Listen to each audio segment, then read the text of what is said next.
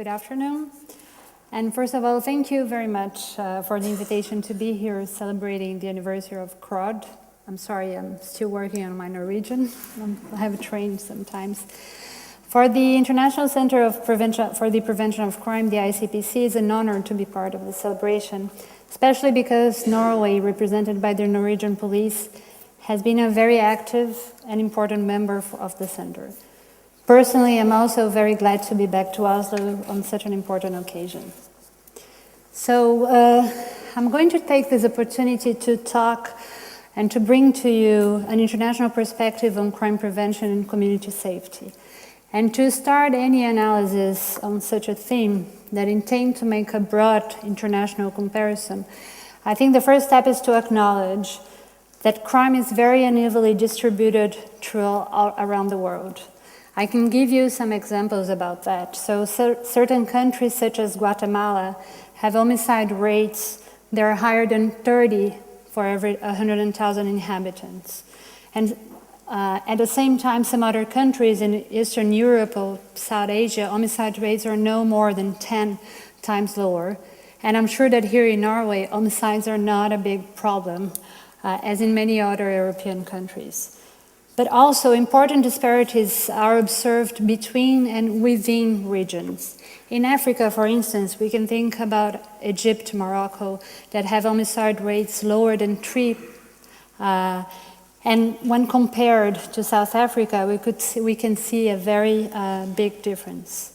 Also, within the same country, we can see a lot of discrepancies. They can be significant. For example, in Colombia, the city of Tunja has 7 homicides as a rate, compared to 128 in the city of San Jose del Guaviare.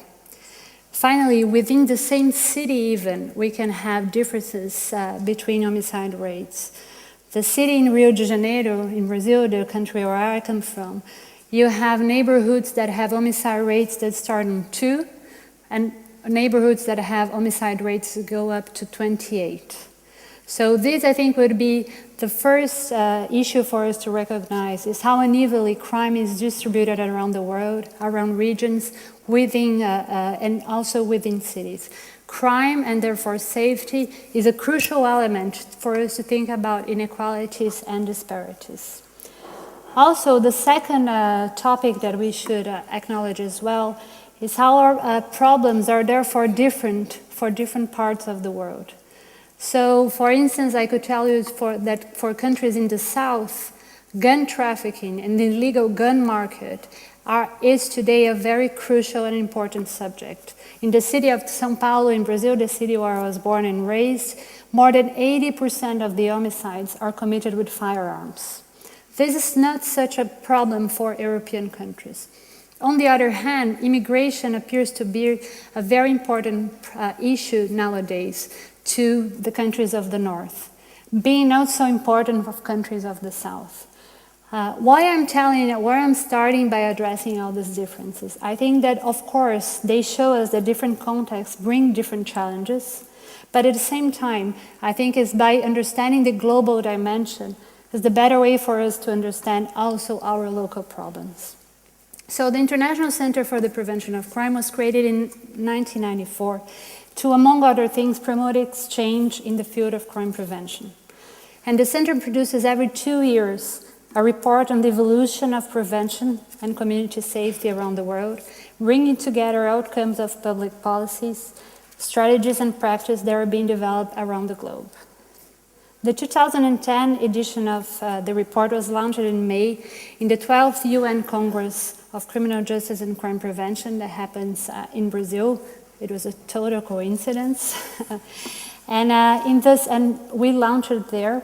And in this edition, ICPC chose to examine 3 issues in particular that pose, first of all, growing problems for the safety of communities in general, but at the same time, questions that we observe some changes in public policies in terms of greater willingness to take into account the needs of individuals and groups, and not to restrict policy to the application of criminal law and the criminal justice system, but also to develop prevention policies. So the first one is that the relationship between migration and safety includes victimization, marginalization, and also discrimination against many migrants. Both nationally and international migrants are particularly in the context of clandestine migration or displaced person. What I'm trying to say is that beyond the criminalization of irregular migration, a number of initiatives are trying to build awareness among vulnerable population about the risks involved to promote developing in the countries of origin, to reduce racism, and promote the integration of migrants in their host regions. So we're not talking about reaction only to the phenomena of migration, but we're talking also how to prevent and how to create other kind of response to the phenomena. The second issue that the report addresses is that countering organized crime has long been dominated by tough approaches against transnational trafficking, as well as the reinforcement of international cooperation. Here again, some initiatives now aim to evaluate the impact of organized crime on local communities, because of course we're talking about a transnational global phenomena, but the impact is felt on local communities. So if we're talking about transnational and legal market of firearms, is in a vulnerable community of Colombia, of Brazil, that this firearm is going to end and it's going to kill people. So we have to address this from an international perspective, but also reflect on the impact on the local communities. So, considering that crime, to think about the impact on organized crime in local communities, to strengthen mobilization and resilience of communities in order to prevent the supply of arms or drugs into neighborhoods, the recruitment of young people into criminal networks, or corruption. For instance, we're learning that the prevention of human trafficking also requires building awareness among vulnerable groups to the potential dangerous. Finally, the third aspect that I want to talk to you about that appears in the report is some evolution in strategies concerning drug and alcohol abuse that also can be observed. Purely repressive approaches are being questioned, notably the criminalization of addicted people, and therefore we can see measures for reducing drug-related risks, for the non-criminal treatment of consumption, as well as different initiatives for managing the consequences of alcohol consumption in public spaces that are more widely used currently. But this was just to give you a taste of the report and encourage you to read it. I brought some copies. It's also available on ICPC website.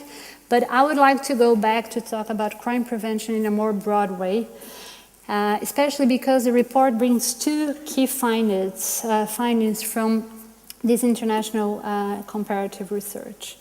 The first one is very positive, and is that crime prevention policies are no longer limited to reduce rates of crime, but also aim to improve the quality of community life and our ability to live together.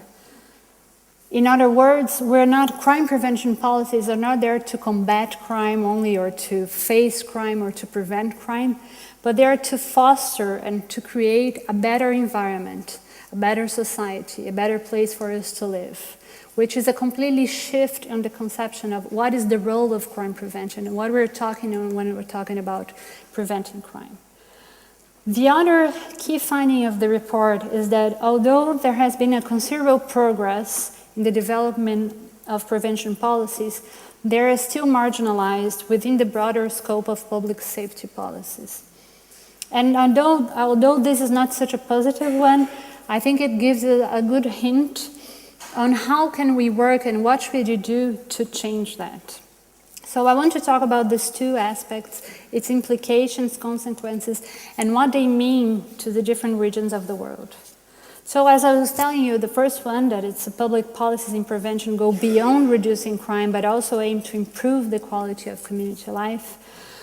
While approaches to crime prevention have developed over time and are reflected in different United Nations resolutions and practices and policies implemented around the world. The emphasis is not only on how crime can be reduced, but also on how this can be used to maintain and reinforce social cohesion of communities themselves, to collectively act and to improve their quality of life.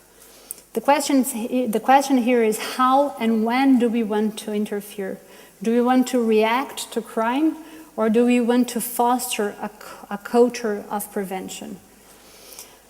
Second, the most recent UN guidelines, the United Nations Guidelines for the Prevention of Crime of 2002, outline 4 types of approach to crime prevention. So the first one is crime prevention through social development. The second one is locally based crime prevention, or what we call community prevention. The third one is situational crime prevention, and the third one is reduction of recidivism. These approaches and their implementation, both at the policy level and on the ground, have progressively integrated the notion of community safety, or safety of the communities, in the sense of living spaces, neighborhoods, and schools, or as they say in French, sécurité quotidienne, or in Spanish, seguridad ciudadana. This is how the countries and the different national cultures are embracing this new perspective of crime prevention. The conceptual framework that feeds this conception is a shared culture of prevention, has been strengthened over the years, and can be seen through some of the following developments.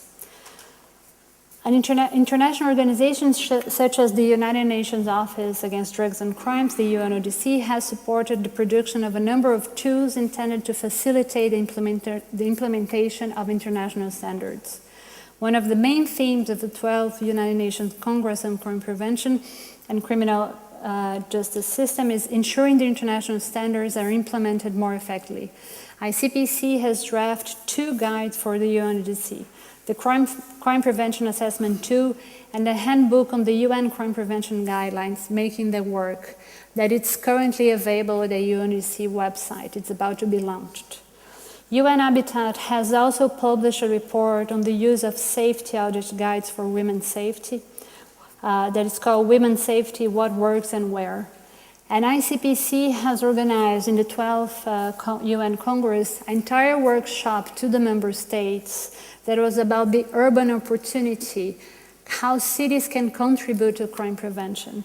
And we are about now to organize the proceedings of the workshop that should be launched next year.